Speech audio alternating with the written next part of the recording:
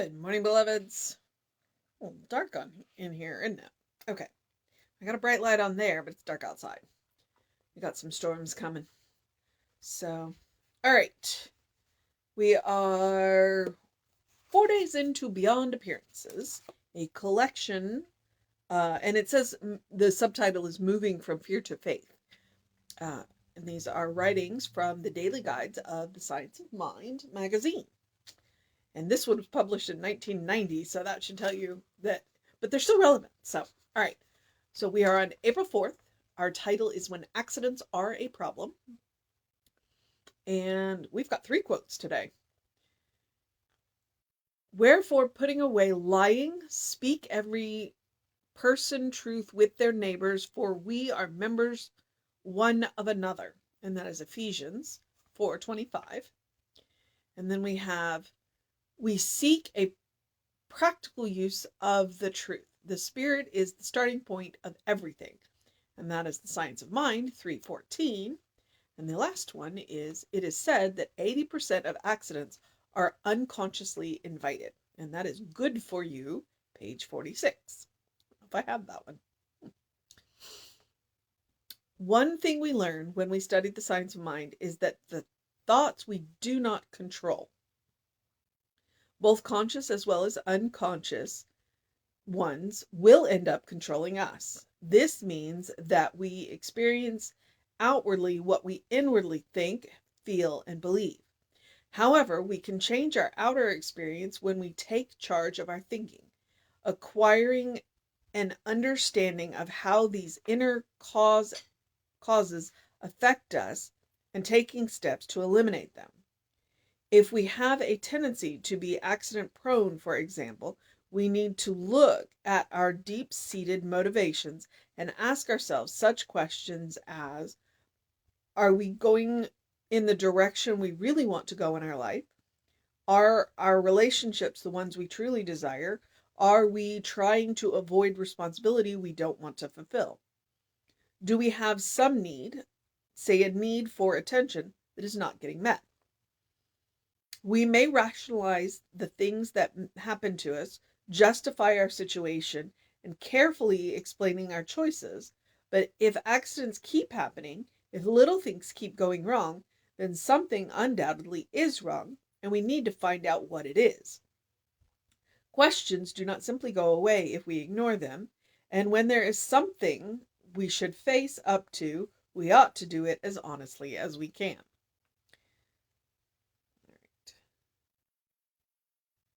So, and our treatment is, if there is anything in my mind at the subconscious level which needs to be uncovered, I am ready to see it, to recognize it, and to do something about it. If life has a lesson for me, I am willing to learn it. I believe there is good for me in everything I experience. Knowing that order is heaven's first law, I accept order in my personal affairs. I now reaffirm my belief that only good comes to me and only good goes for me. I am at peace with my word and with every person who is part of it. And our practitioner is Cece. So we'll look that up in a minute and find out who that is. Okay. So Jesse has a quote that he does, and it's from Carl Jung, that things will happen and we will call it fate. And that's not the whole quote. It's longer than that. But basically, that's what this is about. It's like, if we are not paying attention to the trend of our thoughts, then things keep happening around us that we don't want, and we're like, oh, okay. Because we are unconscious. It's like, what do we really believe?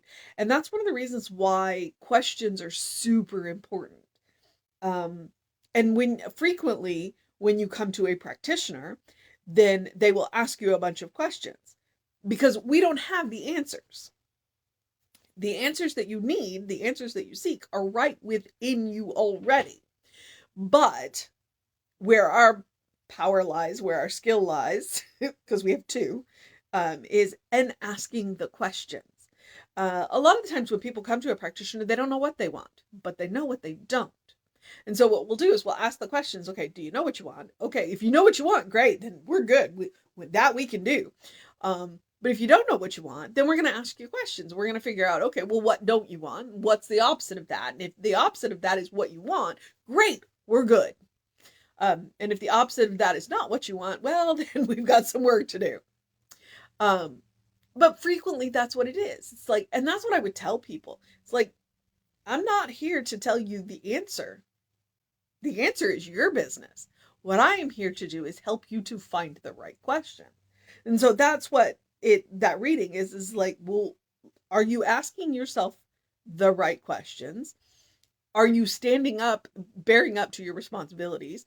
And are you aware of the trend of your thoughts? Do you have a lot of unconscious thoughts? Do you have a lot of beliefs, underlying beliefs that you're not aware of? It's like you think you're doing all right, and then these things keep happening, and you're like, well, go back and examine your beliefs, especially your unconscious beliefs, especially beliefs that you were taught as a child that you haven't thought about in a really long time. And that's where the questions can be very helpful. So, all right. So, the title is When Accidents Are a Problem. I don't know what to do with Ephesians. Wherefore put away lying, speak every person truth with their neighbors, for we are members one of another. Basically, we're all one. That's what Ephesians 4:25 is saying. And then in the Science of Mind text, we seek a practical use of the truth. Because if we can't use it practically, what's the point? The Spirit is the starting point of everything. So, okay, yeah. And that's page 314. And then the book, it's titled Good for You, which I'm not familiar with this one, so I may have to go look it up. It is said that 80% of accidents are unconsciously invited. It's just like there's research showing that a lot of car accidents actually happen within 1 mile of your house. Because once we get within a mile of our house, we're in familiar territory, and we stop paying attention. So, that's what I think that's about. So that's page 46 and Good for You. All right. So one thing we learn when we study the science of mind is that the thoughts we do not control, both conscious as well as unconscious ones, will end up controlling us. And that's why it's important to pay attention to the trend of your thoughts. The individual weeds, yeah, we want to pluck them when we can. But it's important to be aware of the trend of your thoughts. Is the trend of your thoughts generally positive, generally affirming, generally loving, generally kind, generally compassionate? You're probably solid. And then you're going to have occasional bumps, because we all do. We're human. We are spiritual beings having human experiences.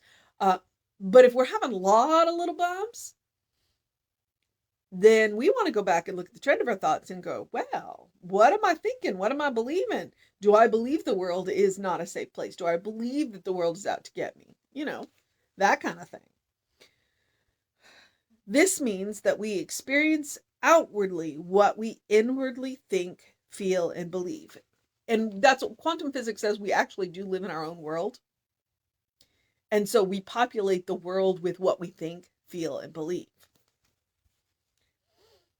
However, we can change our outer experiences when we take charge of our thinking, acquiring an understanding of how these inner causes affect us and taking steps to eliminate them. And that's what I'm talking about. What is the trend of your thoughts? Maybe the people around you constantly are talking about how bad the world is and how unsafe it. Well, are you sure you want to spend time around those people? I mean, sometimes we're in work situations where we don't have a choice. But it doesn't mean we have to engage them in conversations. We can always steer the conversation into something else that is less likely to let them be negative, or just keep the conversation to a minimum. Keep it about work. We have a tendency to be accident prone. For example, if we have a tendency to be accident prone, for example, we need to look at our deep-seated motivations and ask ourselves such questions as, so deep-seated motivations, what I would say is go back and look at your deep beliefs. Jesse does this spiral diagram where he gets down into the unconscious, and it shows where our beliefs are. And I got a link to it, and so I've got to figure out if I can download it and upload it to ours, or just link it to ours so that you can see it.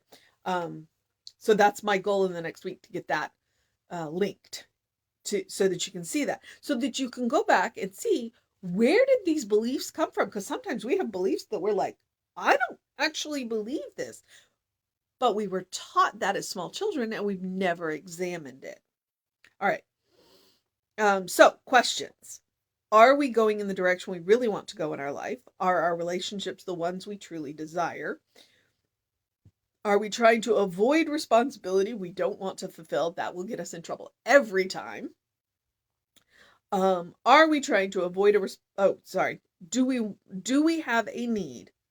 Say a need for attention that is not getting met. And that's a big thing. We all have needs. And if our needs aren't getting met, then what can we do about it?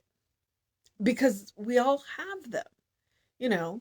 And that's what Jesse was talking yesterday about, no justice, no peace. And that's one of the things. It's like, if your needs aren't being met, then that's not justice, and then you will have no peace. So, you know, what steps can you take to get your needs met? And I say steps because sometimes you can meet your needs easily. And sometimes you need other people to support you in meeting your needs. And, you know, what steps do you need to take that? i.e., if you are in relationship. Okay? That's why I said the other people can't meet your needs, but other people can support you getting your needs met. It's like, yeah, and it's complicated, and I just don't know how to language that. So I'm going to stop there, because I think you know what I'm talking about.